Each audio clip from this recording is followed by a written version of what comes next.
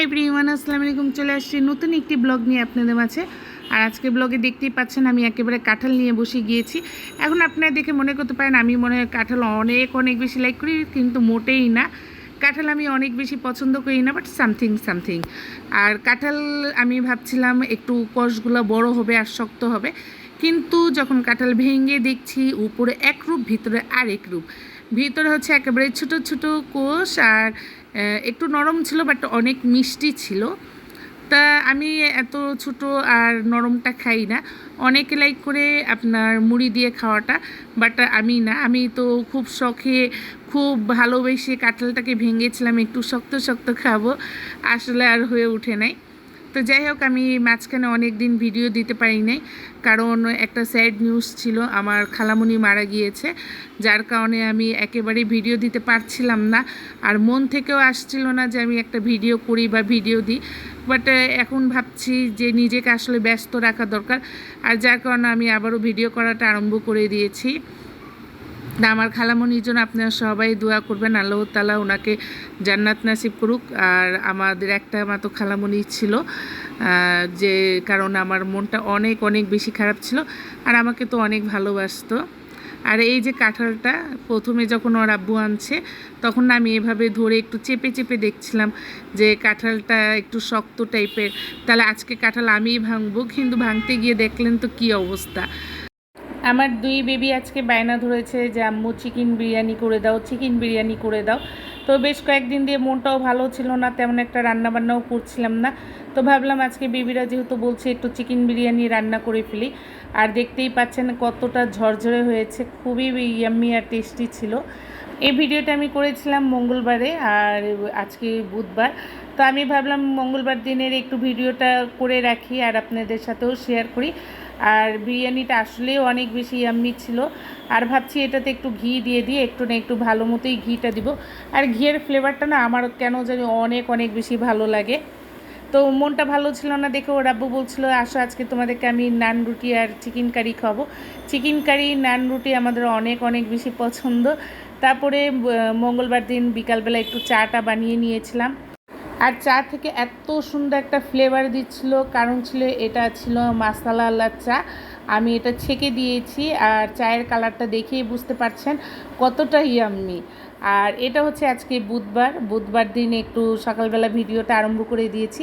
তো এখানে ওর আব্বু দেশি চিকেনটা নিয়ে আসছে, তো আমি ভাবলাম এটাকে একটু কেটে কুটে রেখে দিই। তো এখানে চিকেনটাও কাটা হয়ে গিয়েছে। তারপরে আমার ট্যাংরা মাছ অনেক বেশি পছন্দ। তো আমার হাজব্যান্ডকে বলেছিলাম একদিন ট্যাংরা মাছের কথা, আর এইখানে আমার হাজব্যান্ড অনেকগুলো ট্যাংরা মাছ নিয়ে আসছে। তো ভিডিওটা ছোটো বেবি করাতে কিছু ভিডিওটা মানে নষ্ট হয়ে গিয়েছে, সেটা শেয়ার করতে পারলাম না। তো ওই ট্যাংরা মাছের ভিডিও বাস এতটুকুই আপনাদের সাথে আমি শেয়ার করছি। প্রত্যেকটা ট্যাংরা মাছের যে এতগুলা ডিম হয়েছে না, যা বলার বাইরে। আমার ছোট ছেলে রাফিদ, ওকে আমি বলেছি বারান্দা দিয়ে দেখো যে ধনেপাতালা আসছে কিনা। সে দৌড় দিয়ে টাকা নিয়ে গিয়ে আমার জন্য এই শাক নিয়ে আসছে, বাট এই শাকের নামটা কি আই ডোন্ট নো। তা এনে বলছে আম্মু দেখো তোমার জন্য অনেকগুলো ধনেপাতা নিয়ে আসছি। আমি বললাম এটা কি ধনেপাতা? বলে হ্যাঁ আম্মু এটাই তো। পরে আমি তো খুবই রাগারাগি করছিলাম। তা আমাদের নিচতলায় যে ভাইয়া থাকে উনি বলছিল যে আপু এটা ধনেপাতা না, এ বাবু ভুল করলো। তো ধনেপাতা তো আমরা সবাই চিনি, এখন যে যার কাছ থেকে শাক আনছে সেও চলে গিয়েছে। তো যাই হোক, এটাকে নিয়ে আমি খুব চিন্তা করছিলাম এটাকে কিভাবে রানবো, কারণ আমি এ শাক কখনো বাসায় আনি নাই, কখনো রান্নাও করি নাই। শাকের নামটাও আমি বলতে পারছিলাম না। পরে আমাদের যে মাসি উনি আসছে, যে আমার বাসায় কাজ করে, উনি বলছিল যে মাসি এটার নাম হচ্ছে হেঁচি শাক না কি এইরকমই কিছু একটা নাম। তো উনি বলছিল এটাকে কেটে কুটে শুধু পাতাটা নিয়ে ভাজি করলে অনেক বেশি মজার হয়। তা আমি বলছিলাম যে আমি তো কখনো রান্না করি নাই। ঠিক আছে, আজকে যখন ও নিয়ে আসছে, তা আমি রাফিদকে বলছিলাম যে তোমাকে আজকে আমি এই শাকটা খাওয়াবো। আচ্ছা, এই শাকের নামটা কি আর এই শাকটা কিভাবে রান্না হয়, যারা খান বা রান্না করেন অবশ্যই আমাকে একবার কমেন্ট করে জানাবেন। আর এই যে আমার দুষ্টটা, সে একটু ভয়ও পেয়েছে, যেহেতু আমি ওর সাথে খুবই রাগারাগি করছিলাম।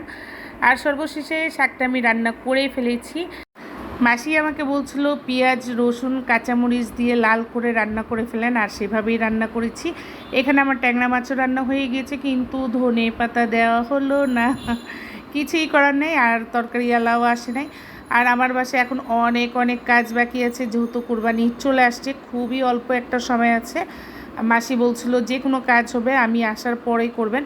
তো মাসির অপেক্ষা দেখে আমার কোনো লাভ নেই, যেহেতু আমার একটা প্রোগ্রাম আছে টোকিও স্কোয়ারে মেহেদি উৎসব, মেহেদি ডিজাইনার দিয়ে মেহেদি লাগানো হবে, আর সেখানে আমি প্রেজেন্ট থাকবো, আমি অনার্স সেখানকার।